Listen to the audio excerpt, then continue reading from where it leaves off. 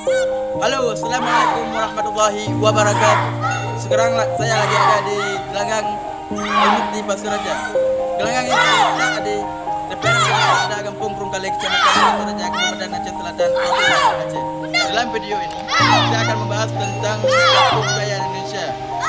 Maka itu adalah pencaksilat. Pencaksilat adalah satu budaya keberagaman di Indonesia. Kita harus bangga dengan adanya pencaksilat karena pencaksilat itu sudah digemari oleh seluruh dunia.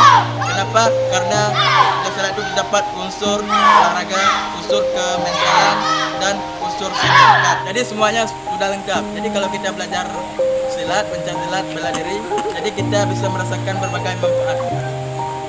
Jadi pada kesempatan kali ini saya akan membahas tentang 3 unsur pencaksilat. Yang pertama, kuda-kuda. Yang kedua, langkah sprint, dan yang ketiga, ini ganda. Marilah kita saksikan bersama-sama.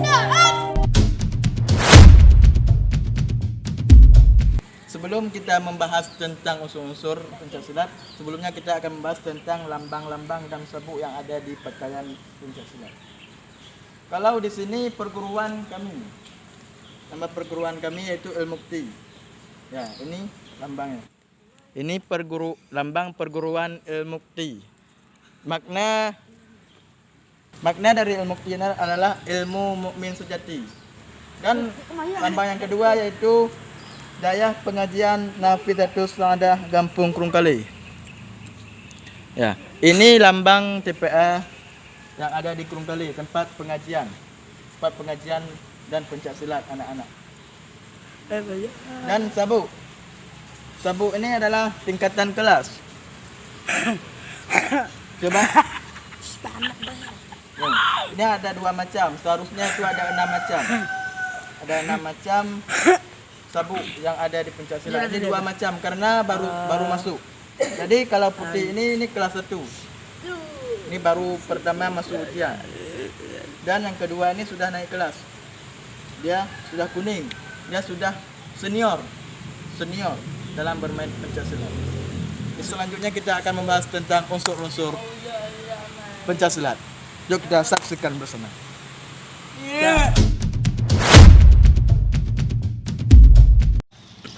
Unsur yang pertama kuda-kuda. Marilah kita membahas tentang kuda-kuda. Kuda-kuda ini sangat penting bagi pemain pencaksilat. Karena dengan adanya kuda-kuda maka semua pelajaran sudah dikuasai kalau sudah ada kuda-kuda. Kalau nggak ada kuda-kuda semuanya nggak bisa dikuasai. Karena kuda-kuda ini sangat penting bagi pencaksilat. Lihat kuda-kuda. Dan namakan kuda-kuda ini, coba. Ini kalau kita tendang, coba. Keraskan kuda-kuda. Dan kita naik. Kalau dinaikin, agak bakalan jatuh.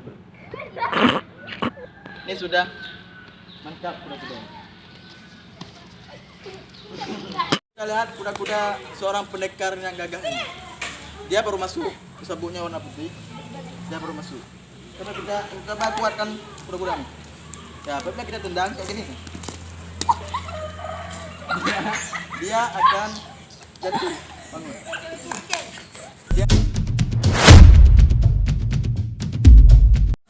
Dan unsur yang kedua yaitu langkah sparring. Ini contohnya langkah sparring. Langkah sparring ini adalah permulaan dari seni ganda. Ya, dari seni ganda ini contohnya. Nah. Dia ada gelek-geleknya dan ada langkahnya. Langkahnya 3. Coba nanti. Coba dimulai dari salam. Salam yang mukti.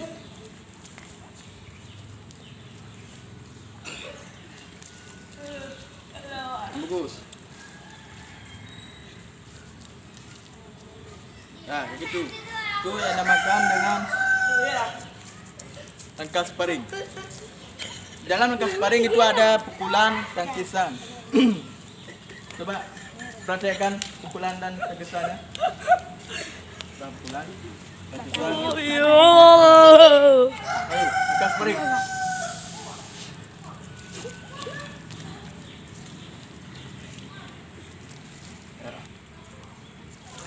Itu contoh dari langkah spring.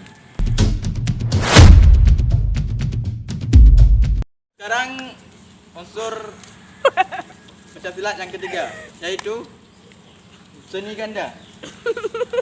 Seni ganda.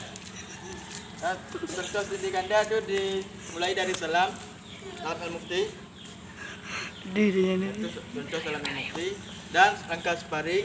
Setelah langkah sparring baru main seni ganda. Seni ganda itu ada teknik-teknik bunga pukulan dan tendangan pukulan banyak.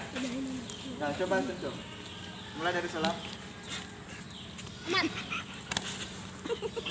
Sparring.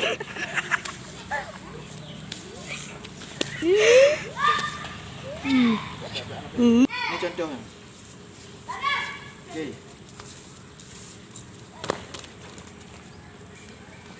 Itu salah satu contoh dari seni ganda. Nah, hanya inilah yang dapat saya sampaikan. Di mana ada kesalahan dan kegagalan, saya mohon maaf. Assalamualaikum warahmatullahi wabarakatuh.